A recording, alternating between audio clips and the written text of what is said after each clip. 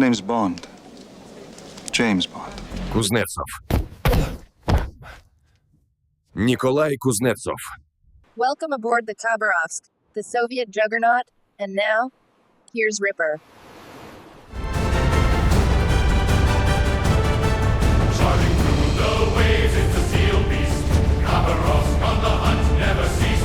Guns ablaze, foes dismayed in the smoke and fire, a legend made. Khabarovsk, juggernaut of the sea, firing rounds, setting targets free. With a roar louder than thunder, he's the warship that pulls you under.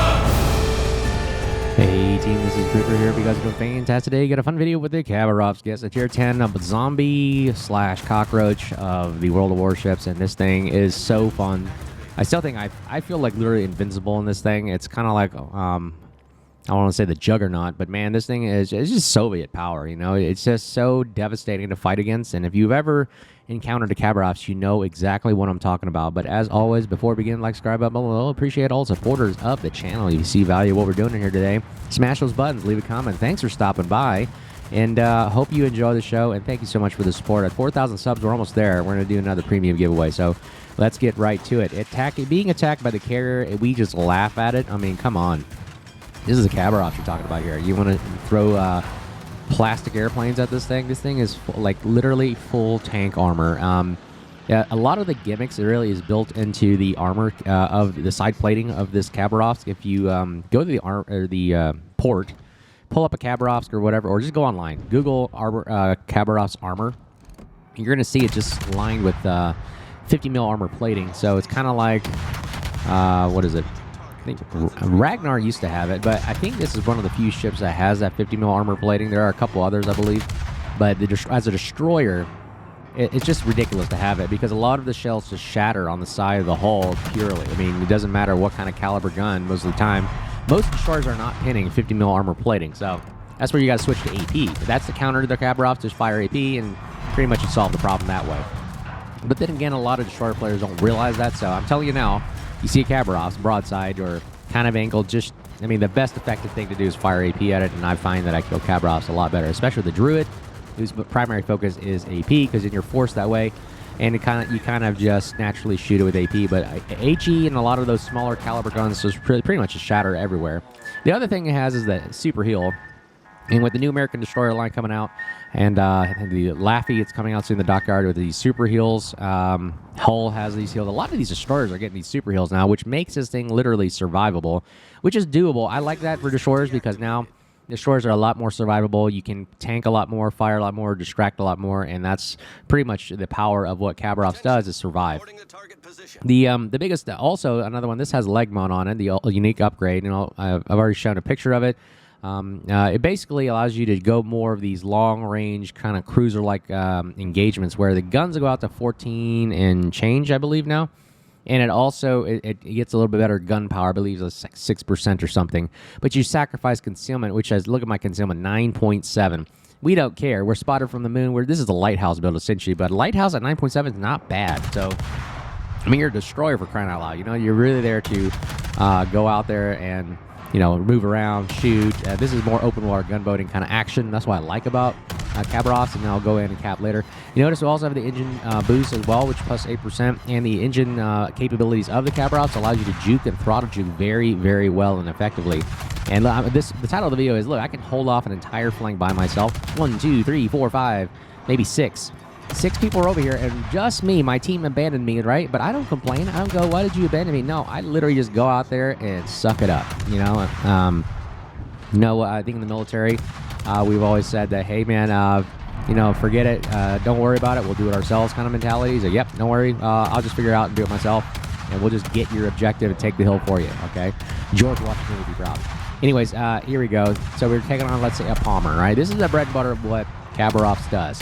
You shoot only with the front turrets, you're wasting your time. You're firing at a Khabarovsk that's angled, and we're going to just throttle you back and forth. While here's also the bread and butter fire starting. This thing starts fires like a champ. You're going to see me get Arsonist a lot in this thing, okay? So we'll do a couple videos to show that, but man, oh man, this thing will literally burn the world down, all while tanking damage, all while throttle juking and pissing you off, all while coming back to life with these 4 heals. Torpedoes are crap. They only go to 6 kilometers. They're there just for show. Look, bombing and firing again. And let's see what we're going to do. Nothing. All right, yay, scratch the paint. And guess what? We'll heal it back if we want to. But meanwhile, we literally took over 39,000 health. And there it is. Splash one of many today. All right, we literally held and capped Charlie. What more is there to say about this ship? This ship is bustedly, scarily, like a zombie. I'm telling you, it is ridiculously powerful.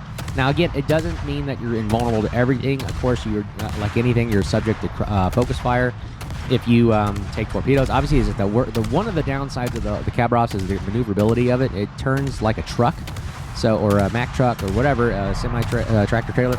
It does not turn very well. Therefore, you're susceptible to torpedoes. So, if you get a wall of torpedoes, is it really, really hard to dodge? Really, it's just good at this straight in the center, straight and back and forth kind of movement with its engine throttle capabilities. That's really where I find the power of the Khabarovsk is very, very good. In randoms, if you put Kuznets, the Soviet Tier 10 commander here, or commander, not Tier 10, just commander, it literally is unstoppable. I mean, this thing will come back and heal itself if you're about to kill it. It comes back to life. You pop another heal, and all of a sudden it's recuperated and runs away. So, very, very deadly. This is the kind of game engagement you're going to see from mid to long range here. This is what Khabarovsk excels at. It just literally just sits around and blasts people for long range, and you're trying to look at Yo Yang's gun. Yeah, okay. It finally, by the time it made it, I've already had like my breakfast and brunch already, and I'm kind of just sitting here smiling. And I earlier sat here. I was like, okay, now what? I mean, enemy team, again, World of Warships meta. People love sitting in the back, and they're just terrified. Yo Yang won't attack me. Rigolo won't attack me. I mean, they know. They know what a Khabarovsk is. I mean, it literally is the tank. It's like seeing a Panzer or a Tiger tank coming down, and you're like, oh, crap. I mean, what am I supposed to do? Look at these long-range shots, too. Also excels at the accuracy of the guns. The guns are literally just laser beams. I mean, I find it very easy to aim. Look at that long-range shot from downtown. It felt comfortable. I didn't feel like I had to lead too much. I didn't have to, and the trajectories are lowered. Again, I'm starting to like these trajectories that they're starting to put on these destroyers. They're starting to put lower trajectories. I'm assuming that they do it kind of for Sherman. They do it for Sherman, for sure, for Sherman. They do it for the the Burroughs, the new Tier 10 American destroyer line. They're getting lower trajectories, maybe for Hull as well. I mean, the better the angle, the flatter trajectory, it's a lot easier. Look, I held the entire Charlie cap by myself. Nobody came to help me, but guess what? We said, screw it, we'll do it ourselves kind of mentality, and we literally won. I mean, I didn't have to do much. And I'm top of the team, literally by myself, top 2. Just by sitting there and doing what my job is, was just hold a cap. Very, very powerful. Now you know the capabilities of the Khabarovsk are. Let's take a look at another one. Okay, so here's another game with Khabarovsk. This is arm race, so not really realistic, if you want to call it that, but more of a buffy, superimposed ships that buff their stats and everything, but still fun, though. Now, Khabarovsk, again, what do I ultimately use this thing as? It's an open water gunboat there to bully destroyers. It's kind of a support ship, in my personal opinion, like a mid-range, because you're not rushing into caps. If you'd like to, you can. You could survive maybe some engagements, but 9 times out of 10, you're going to get so focused down that it won't matter, because you turn like a truck, like I said. Even though you have armor, it doesn't stop you from getting, a focus fire down, and you still die. I mean, you're still a ship, right? Nothing is so overly overpowered. Even Valparaiso can die if you focus fire it. So, again, it's kind of like that Soviet bully that's really there for that support role if you have another destroyer in the area, or just open water gunboat, burn everything down, and once the smoke clears, go back in and kind of try to figure out and sort out the mess. So, as you can see, we don't rush our dead. We're just trying to we get spotted from the moon. 9.7 kilometer detection. Yeah, we're going to get spotted like crazy. But notice that nobody fired at us because they're just terrified of the Khabarovsk. They know that, oh my god, if you open fire, you subject yourself to return fire. So that's another problem right there. So we're just going to, again, loiter around. And again, this is another example of, the power of what it can do to hold down a flank or just move around the map. So we're going to shoot our our counterpart, Khabarovsk here. He's doing more of the kind of sneaky gunboat kind of action there. Again, notice that he's far in the back, hiding behind an island, waiting, because that's the bread and butter of this thing. It really is there to just either ambush somebody, run and gun, and, we get a nice reload buff right there. Our guns are now down to 3.5. So if you can get these guns down to like kind of like daring reloads, oh my gosh, this thing is unstoppable. If you're getting those kind of reload rates, fire chances, everything, Pretty incredible. Nice smoke screen right there. Good teamwork right here from the Summers. Now, Khabarovsk starts firing at us. We're going to return the favor. We're going to shoot back at him. Notice that he scratched the paint. Doesn't do much.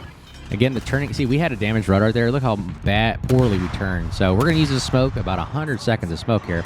And we're just going to melt down this Iowa. I mean, this thing eats battleships for lunch. I'm telling you, it's not afraid of battleships. When it sees one, it goes like, huh? Wow, look at that. A meal. Fresh breakfast here. So let's go ahead and just melt as much as we can and enjoy the morsels of the amount of damage we're going to do on this guy.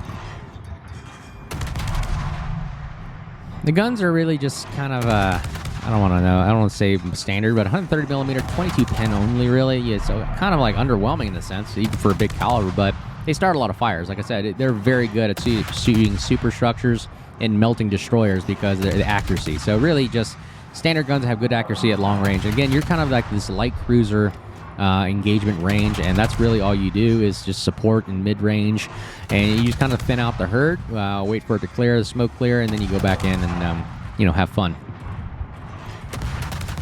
Yeah, look at all that, man. The Iowa, this literally makes battleships just run away. It's just not something fun to deal with, and you can see it just causes so much pain on the flank right there. Friendly, the counterpart Khabarovsk is doing the same exact gameplay style.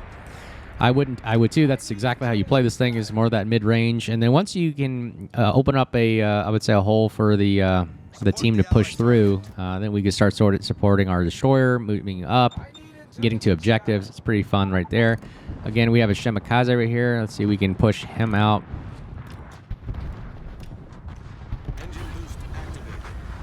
Just speeding up right there. He goes around the corner. Oh, he dies anyways. All right, Shemikaze player out. And look at that. The team is literally blown away. All right, let's see if we can push right through and just mess around with all the ships in the back here. Again, it's very, very good. When you have a Khabarovsk on your flank, you are not afraid. You just feel happy. Yeah, man, Khabarovsk is supporting you. You got great guns, great armor. It's literally like the fullback of football here. You're just really just pushing through and just causing mayhem. All right, let's see. Let's shoot at the Hildebrand carrier. Oh, Conqueror, Hildebrand. Conqueror, Hildebrand. Who would he fire at? All right, let's shoot at the Conqueror here. Ooh, takes a torpedo. Ouch. Man, holy crap. This game is going to end really fast. This is the state of World of Warships. All right, here's the burning down of ships here.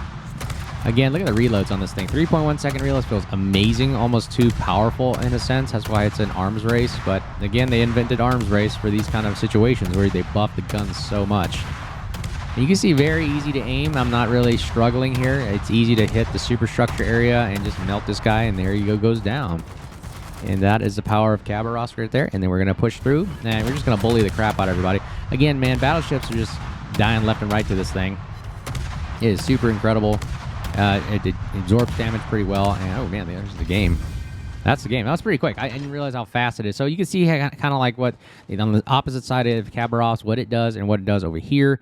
Nothing too critical, nothing too insane, but you're doing some amazing things. We didn't really do much there, and I don't think we did very well on the team either. Yeah, we're at the bottom, but let's take a look at another video.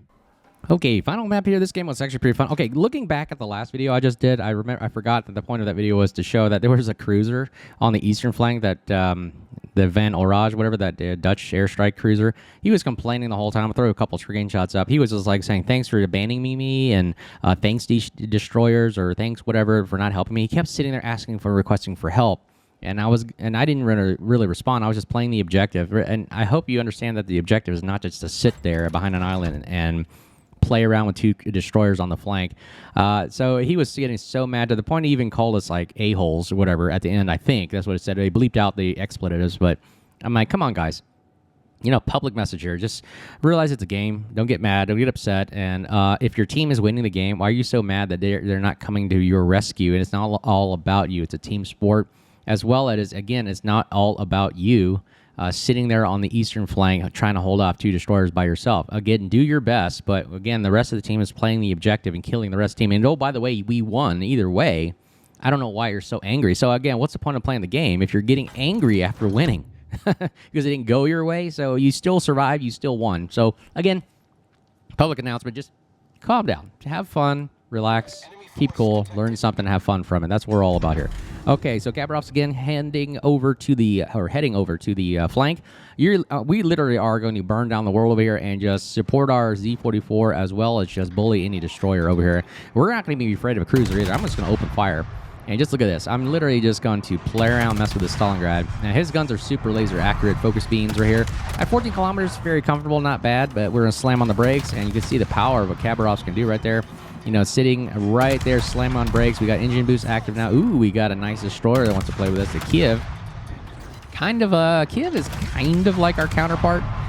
Soviet kind of line, great accurate, great guns at long range. Unfortunately, just not Khabarovsk style. Your tier 8 versus tier 10, not really fair fight there, but we don't play fair fights, right? If you're picking a fair fight, you're doing it wrong. That's what military instructors always taught me. There is no such thing as a fair fight. All right, we're going to bust our way out of here. We're going to let Z-44 cap.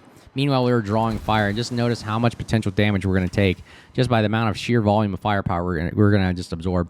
So we're going to spin around here at the island. We're going to wait for Kiev to pop up again. Meanwhile, we're going to burn down the Rhode Island. We're going to keep drawing fire, okay? We're just going to see how many people shoot at us, get him to start firing, but they're going to realize after a while they give up. A lot of players just don't want to shoot at a Khabarovsk over time because they're seeing it as a waste of time because now everybody's firing at them and they're not returning fire accurately enough because it's hard to hit a Khabarovsk at range, and especially when it's throttle juking, moving around. It is the cockroach zombie of World of Warships for destroyers. It is wild. Can you imagine if they gave us a Valparaiso in destroyer format? Oh god, don't give wargaming ideas there. Anyways, look at that, burning down Rhode Island there. So he's only got... Rhode Island's okay. I don't play it as much anymore. It's kind of like a Super Florida, you know, tier 10 style. It used to be fun and everything, but with the way the World of Warships and the meta and everything is today, it's just hard to survive in a Rhode Island. It's just not as survivable as you would like and think and like it to be. He fires his full broadside right there. 4 times 312 guns. Let's see where they do. They hurt. I mean, the guns hurt. Unfortunately, Khabarovsk is going to heal it back and just smile right back at you. So we are not afraid of battleships. And that's the scary part about Khabarovsk. It just keeps firing, coming back for more. And look, now you can't see it. And Khabarovsk is still firing from behind an island at range and accuracy.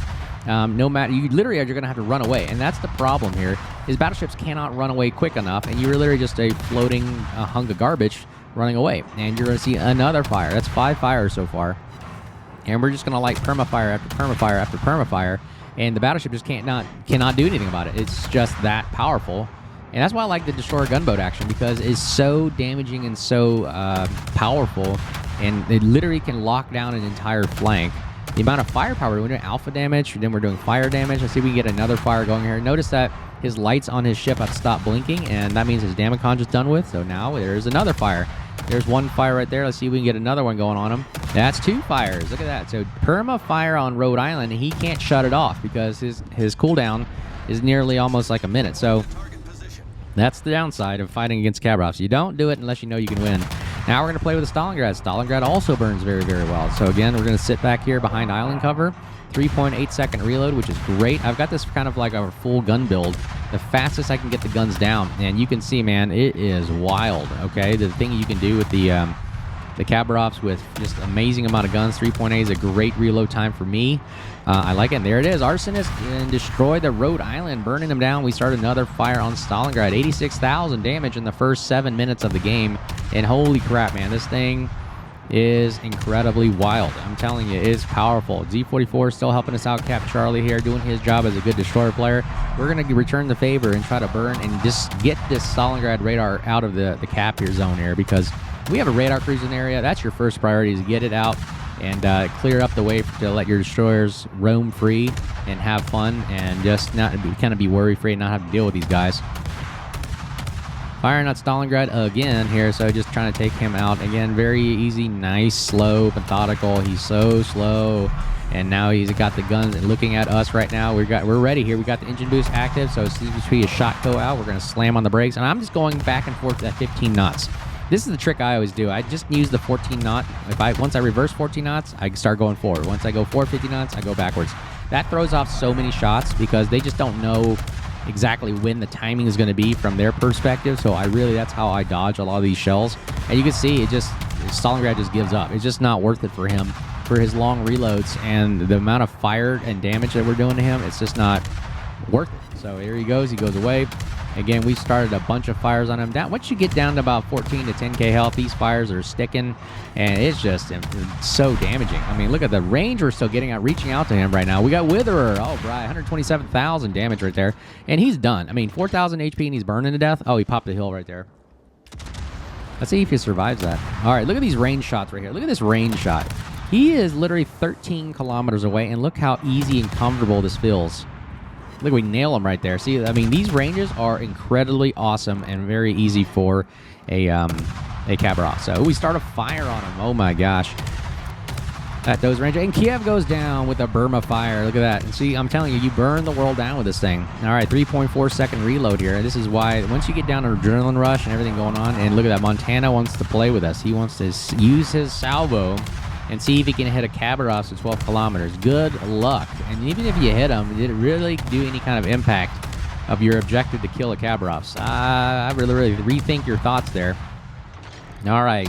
Gearing wants to play with us now. All right. Another mistake by Gearing. Okay, look, your guns are not very good at shooting at these ranges. Once you get past 8, I mean, they float too much. And look at my flat trajectories of the Khabarovsk. Very easy to aim. Not a problem at all, so I would not play it in Gearing against a Khabarovsk. All right, here we go. Firing at Montana once more here. We only need to burn down 57,000 HP while other people are shooting at him, so let's see if we can get it going. Firing at superstructure, it's a very easy target to hit at these ranges. 12 kilometers, not bad at all. See if we can get Montana to fire at us again. We're up to under 58,000 damage here. You know, we got basically a Arsonist and Witherer, so pretty much any fire award you can get, you got it right here. All right, Montana wants to play with us again, firing HE, thinking that will actually do something. And there it is. Let's see.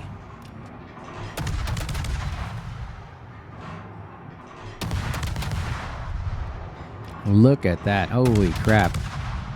And he's actually charging us. Holy crap, man. Montana is going to actually try to charge us, and his guns are looking away now. So, not really understanding what he's intending on doing. It must be so frustrating right now to be shot by a destroyer and there's high caliber. And let's see. He fires again. He's firing single salvos there. He just can't figure it out. He's like, okay, how do you kill this thing? Yeah, you can't. It's just that powerful. All right, Gearing wants to come back and play for us again. And like I said, we literally tied up this entire flank to the point where the enemy team was so busy with us over here that literally they forget the rest of the team is trying to shoot at him, kill him, and they forget the objective. So again, that's why it's a great distractor.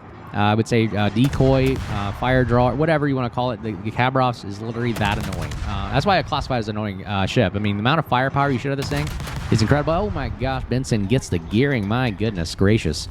Great torpedoes there, and we pretty much, look at all caps have secured. Everybody's running in the back of the map, just like typical World of Warships. Oh, holy crap, sorry, I fast forwarded, I killed the Fletcher. Yeah, Fletcher is just not going to survive a gunfire at that close of a range. Once he gets spotted, we just blast him. 3 kills, 191,000 damage there, and that's pretty much the game. Just mopping up everybody. I mean, this game was pretty much over. Right at the halfway point there. And now we're just waiting for this thing out. Tennessee will go down to a hole. Yep, another annoying cockroach of the game. Stalingrad was so mad that he ran to the back to die, and that is the game right there. And now we're just hunting down a pesky Shima. Don't like Shima players, but oh well, there you go. That's what a Shima does. Goes, runs, and hides. There it is. Look at that. Look at that amount of damage and chunk of change right there. 3 kills, 12 fires. My God, resetting the cap. We defended the cap 9 times. Pretty incredible here. Arsonist, Witherer, and high caliber. See how we did in the team. And absolutely top of the team right there, doing 2,000 base XP kind of work. And then we did a lot of work working on everybody right there, killing the Fletcher at the very end there. Sorry I fast forwarded, but anyway, you get the idea. Man, Khabarovsk is so fun. It's powerful. Definitely recommend it. Try it out with the leg mod. If you haven't seen what leg mod does, here, I'll show it to you right now. Well, never mind. I'll post a shot of it on the beginning of the video to show you what it is, and even on the thumbnail so you understand. It just increases the range, it gives a better reload, and just at the sacrifice of concealment. That's the biggest thing, but it is incredible, okay? So anyways, hope you guys enjoyed the video. Build a bit at the end of the video. You'll see the build and the leg mod armed in the slot 6 or 5, I believe there. But as always, hope you guys are doing well. If you see me out there, make sure you say hello. And until next time, you guys stay safe, and we'll talk to you soon. Take care. Cheers.